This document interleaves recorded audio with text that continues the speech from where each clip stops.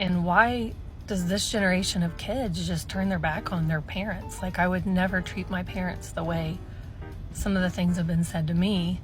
Just so much entitlement these days. Parents that don't have contact with their kids, they're coming out to talk about it, to actually cry out that what have they done wrong, why is this happening to them? The kids, when they were young, they were so adorable. Well, now they are grown, they can make their choices. Most of them are saying they don't want to have any communication with their parents just because they don't want to, or maybe a little issue of thereabout happened, then they had to cut contact with their parents. I want to know what you guys think down in the comment section. Do you think it's good for children to cut contact with their parents because of issues? I need to know what you think down in the comment section. I'm going to post stitches of what people think about this particular topic. Much entitlement these days. The number one way to push your kid even further away is to be dismissive. You should be listening instead of pointing fingers. Now, from my perspective as a millennial, from a really high level, this is what it boils down to. Why so much of our generation and those coming after us are distancing ourselves from older generations, including some of our parents. And it has to do with mental health and how we have put a much bigger importance on it, trying to understand it, trying to work on ourselves. And it is often being dismissed by older generations. Here's what a lot of it looks like. There are some pretty unhealthy parenting practices in the 80s and 90s and 2000s and probably before. And I'm under no delusions that we are going to get it perfect. Of course, our kids are going to have problems with the way that we parented them as well. But the fact remains that many of us experience trauma from our childhood. Things like being spanked or being parented with guilt or fear or lies instead of having difficult conversations. And that's something that we're trying to work through, which again is dismissed by older generations. Us being in touch with our emotions, paying attention to our bodies, you dismiss as us being weak. And a lot of the older generation refuses to see us as adults. We're still treated like children, even though many of us are in our 30s, pushing 40. We have mortgages and children. We have decades of experience and careers.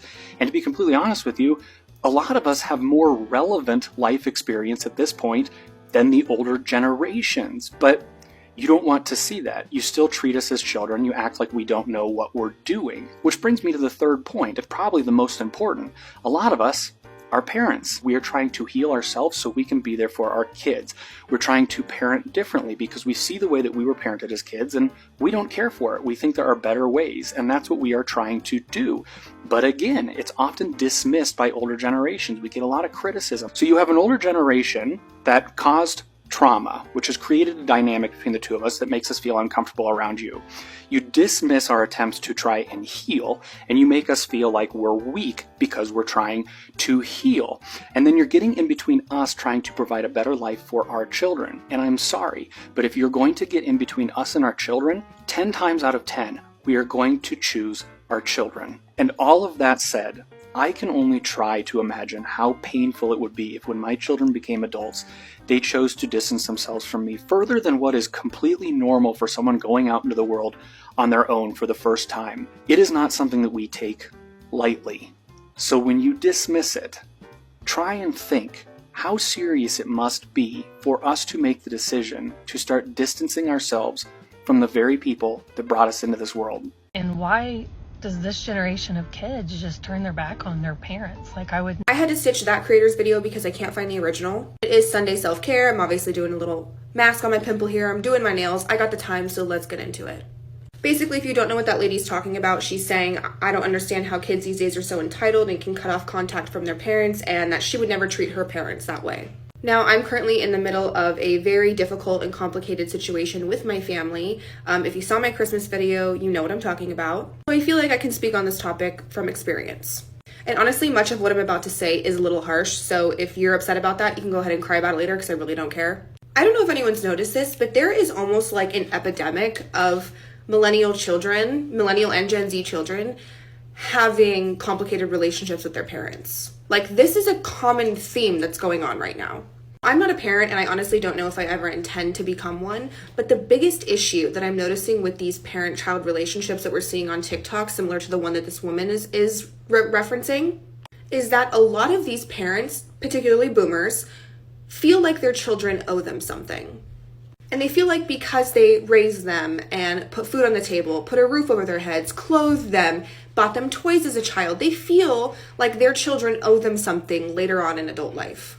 And before I even continue this, let me say I am not at all talking about those spoiled ass little bratty ass kids who, when they get cut off at 25, they throw a fit with mommy and daddy. I'm not talking about those kids. Obviously they exist. But when you decide to become a parent, and this is also why I have reservations of becoming a parent myself someday, when you become a parent, you need to understand that your child doesn't owe you shit later on in life. You made the choice to bring them into this world unconsensually. They did not have the choice to come here. And so for you to throw these things in their face later on, right, which a lot of parents do, I raised you. I put a roof over your head. I put food on the table. I sacrificed so much for you. You are the parent who made the decision to bring another human into this world. And providing for and protecting a child is exactly what you do as a parent. Those are not things that your child needs to repay you for later on in life. You may have done the absolute best to your ability to parent and raise your child, but that also doesn't mean that you haven't contributed to their trauma.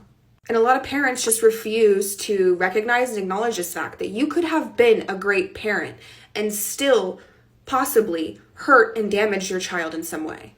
Because it's not that we expect our parents to be unrealistically perfect. It's because a lot of you don't know how to take accountability for the ways in which you may have hurt us, and you feel like we owe you something later on. And I am well aware that being a parent can sometimes be a hard and thankless job. But it is a job that you signed up for willingly. And why does this generation of kids just turn their back on their parents?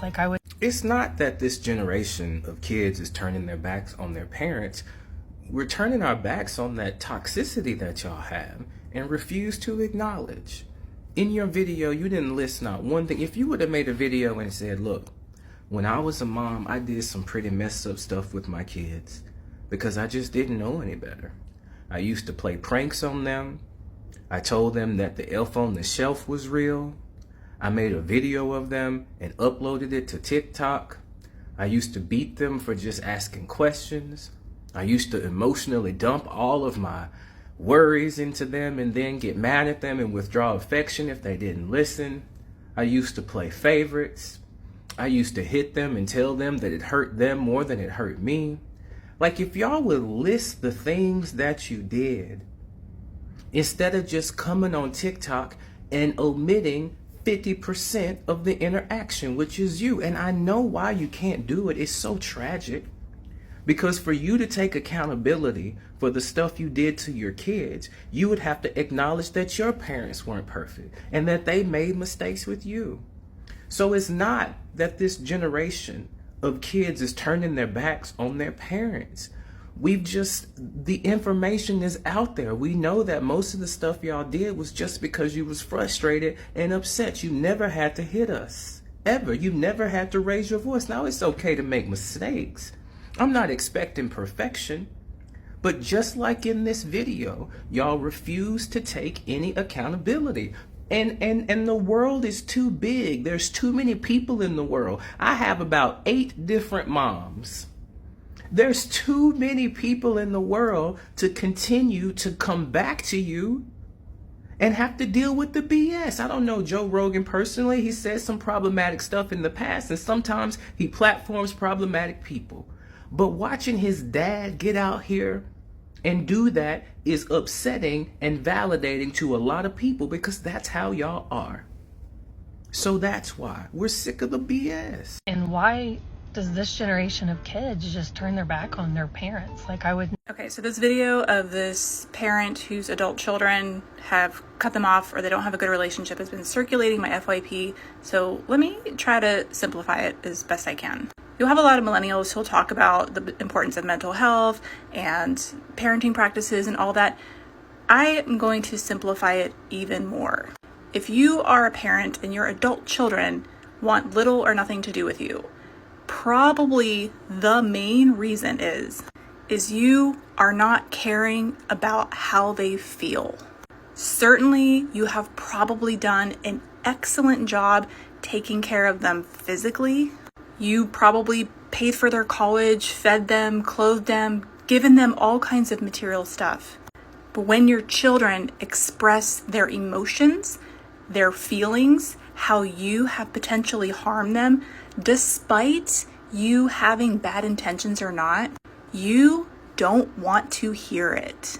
It turns into a discussion of right and wrong to you versus validating your adult child's experience. Because feelings are not right or wrong. Feelings just are. And we also understand as millennial adult children that you weren't taught a lot of this emotional intelligence growing up. Neither were we. But we have learned that that is unhealthy. We've all gone to therapy to learn that's not how you interact with other human beings. That's not how you're empathetic and build strong emotional connections with people. And we have found a very strong correlation between being emotionally dismissed from anybody, but more importantly, our parents who are supposed to love us unconditionally. And what really makes it so much worse is that, one, you don't want to hear it, which leads us to believe that you don't actually care about our emotions, but we also know that you're probably incapable of caring.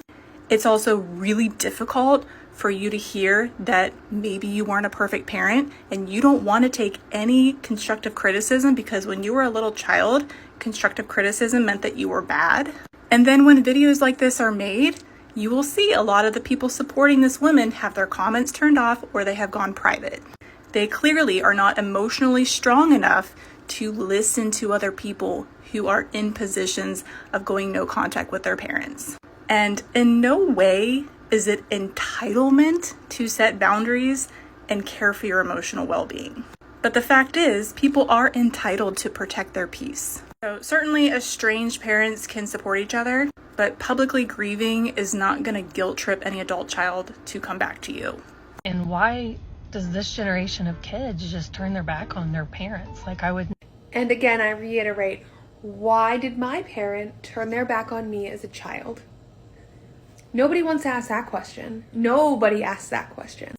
So for me, I feel like parents that have adult children should listen well to their parents, to listen well to their children, because sometimes they might be communicating, but you're not understanding. Aside from that, that doesn't mean they shouldn't have their own opinion in some cases.